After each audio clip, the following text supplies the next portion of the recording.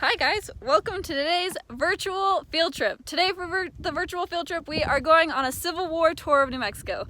That means we are starting here at Fort Union, which was the centralized big military hub of New Mexico, and we're gonna go all the way down south to the Battle of Glorieta Pass, where the actual battle that defined New Mexico in the Civil War happened.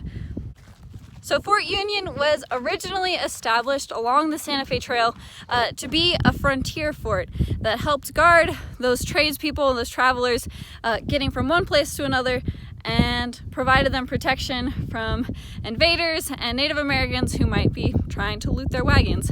It's pretty cool right here. We have a sign that says Santa Fe Trail, and if you look, it's hard to see, but you can see the little dip in the land where the trail actually used to exist. So this, right, if I walk 10 more steps, I'm standing on the Santa Fe Trail where the wagons used to drive and go through Fort Union. So Fort Union actually had three different parts to it. The first Fort Union that was built in 1851, and it was done really quickly and kind of sloppily. So if you look way there in the distance, you can see those little tiny remnants. It's those really tiny buildings right up next to the mesa, and it was created to kind of decentralize the soldiers outside of Santa Fe. There wasn't a huge need for them in Santa Fe. They were kind of living a life of luxury, and so the commanders at the time thought it would be much more helpful for them to move out here next to the Santa Fe Trail, because the federal government was so excited and eager to get that federal presence out here on the plains out west. They built it really quickly and kind of sloppily, so it was done with rough cut lumber and done really sloppily, which meant things fell apart really quickly and kind of came apart. There's like a quote from a soldier who lived there at the time that said the lumber in his barracks where he lived was so rotten and so far gone that you couldn't put a nail in it. And this was only like 4 years after it had been built. It was really pretty sloppy job. So 10 years later, in 1861, the threat of the Civil War was looming, and they were absolutely certain that the Confederates were going to attack Fort Union. It was technically a part of the federal government. So they were certain that the Confederate army was going to come north and try to attack them, which was actually a pretty good theory. If the Confederate government overtook Santa Fe, they were the last fort in between Santa Fe and up north in Colorado, which would have been a much larger win for the Confederate army to overtake Colorado. So they were the last stand between that and what could be a lot of bloody battles in Colorado. So because their little falling apart Mesa Fort wasn't exactly up to standards to defend against a fully formed army, they decided to make a brand new one, which we are actually standing in the middle of right now. It was an earthenworks fort, completely defensive in structure. So all that's left of it are these crazy little hills and formations. And that little cannon over there. We made it to the little cannon. It's actually pretty big. This is a 12-pound Napoleon cannon replica, and that was actually the cannon that was most commonly used for defense of this earthenworks fort that they had created here at Fort Union, which is an entirely defensive fort because they just needed to protect what was north of here from the Confederate army creeping any further north. So actually looking from this side, which is kind of souther of the main body of the fort, you can see where those hills were formed to create that defensive structure that the Union soldiers could hide behind and defend Fort Union from oncoming attack. A history buddy out here is telling me that, what could they shoot? The Napoleon cannons could shoot canister shots, which was basically made them into giant shotguns, which was a lot more deadly and devastating than your average rifle cannon. Yeah. So this is like a cool picture of what the fort looked like when it was fully built up out of its earthenness. And this is what it looks like now. Just the mounds. So it's interesting because they put all this effort into really quickly building the second Fort Union in order to have a defense against the oncoming Confederate army, and then they didn't actually end up ever using it.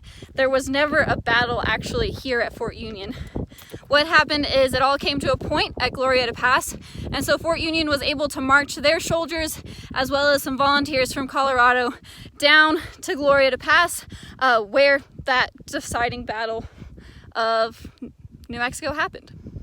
So we're gonna get into the last third Fort Union here in just a minute, which is the one that's still standing and has quite a few ruins going on, so it's super cool.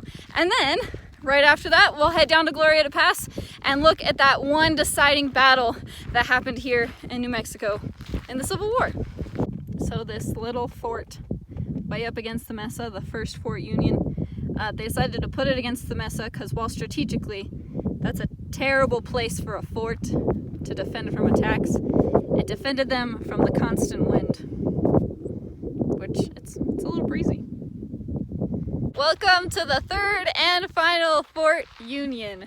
So, spoiler alert, after the Confederates were eliminated in New Mexico, they decided there was no longer a need for a super defensive fort here at Fort Union. So they kind of let that one turn into the slump that it is and built this much more frontier style fort with a lot larger, spread out, open kind of style. It continued to service the Santa Fe Trail. It was a huge supply hub, and it was incredibly beautiful for its time. It was awesome. But once again, the people they hired to build this weren't exactly professionals. They were mostly soldiers.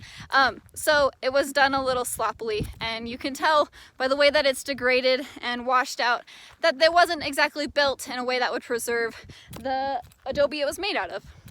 So this was the longest running fort of the three forts at Fort Union. It lasted close to 25 years, whereas the first one was closer to 10, and the second one was like 6 months because they just needed it while they felt there was a Confederate threat. So this is a row of 9 officer houses. They were built kind of like a duplex. You could have like a shared dining room and then separate bedrooms and bathrooms and stuff. You can tell it's an office. They're officer houses because they have so many more chimneys than any other building in this whole thing. These things were built for the peak of luxury, except that they were built also kind of sloppily. So oftentimes higher ranking officers would get to pick and choose where they wanted to be, which meant there was a lot of shuffling around when new officers came in, and those higher ranking officers could head down and pick a little less crumbly part of the building. So if you look here in the center, you can see where they have the dining hall. And then if you look off to the side, you can see where they kind of had that duplex effect of like there might be a living room here, bedrooms there in the back, and then same pretty much on the other side as well. That's a nice chimney.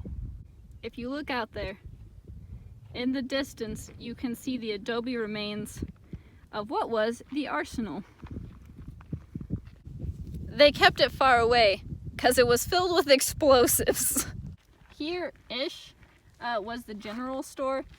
And just like any regular old mall, you got lots of things going on in there. Pretty much it was like a hot spot for where people could go. Also, if you were off duty, a lot of times people came around, hung out, just to get the news. Fort Union was, by the time that it grew into the third fort that it was this huge central supply hub for all of the West. It was, at one point, the economic superpower in New Mexico. This is a really cool look of how it was able to distribute.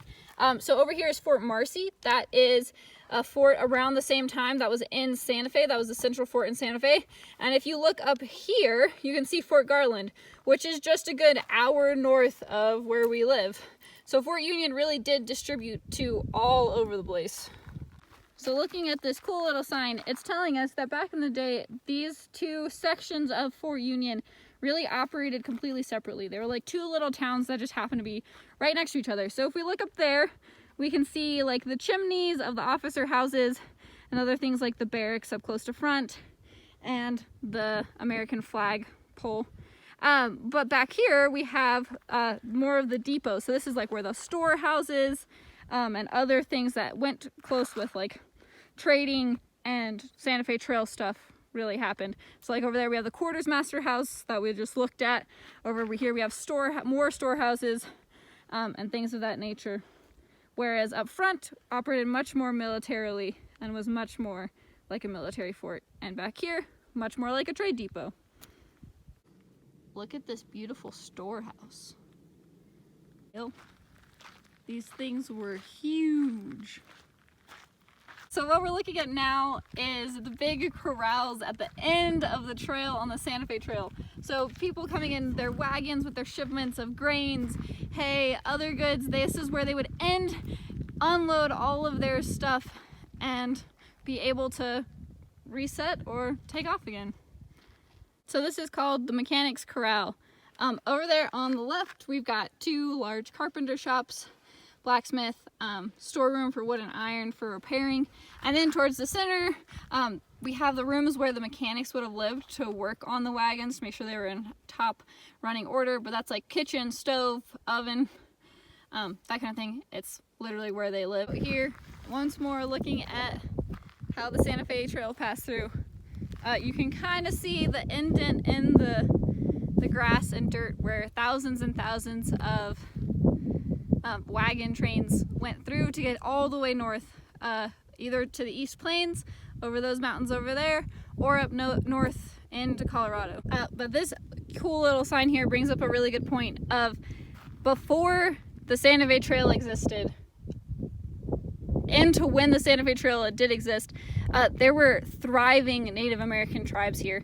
And as the Santa Fe Trail took hold, and it started with just trickles of travelers and then cascaded into the overwhelming amount of travelers through here, their lives were dramatically changed. They could no longer live their traditional nomadic lives that they had been accustomed to, and were suddenly forced to make war, make peace, or completely radically change their culture because of the infiltration of the Santa Fe Trail and, by extension, Fort Union.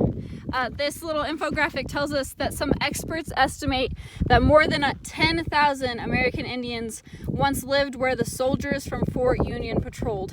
Here we have law and order at the time of Fort Union. That there is the stockade, or the prison. That's where dangerous felons were kept locked down.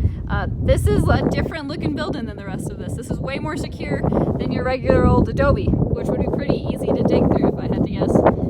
So this was a lot more secure for those dangerous criminals. Over there we have the guardhouse. Men guilty of minor offenses served their time in the mill, so they weren't nearly as dangerous or threatening. They were able to stay in the guardhouse. Here you can see the little remnants of what very few married housing they had. Marriage wasn't exactly allowed here on the frontier of New Mexico, but if it was allowed, the wife would have to work as a laundress. So she would do the laundry for everybody here at the fort. I've also just been informed it was called Suds Row because they did the laundry there, so there was suds from washing. Cool, so this is Fort Union's hospital.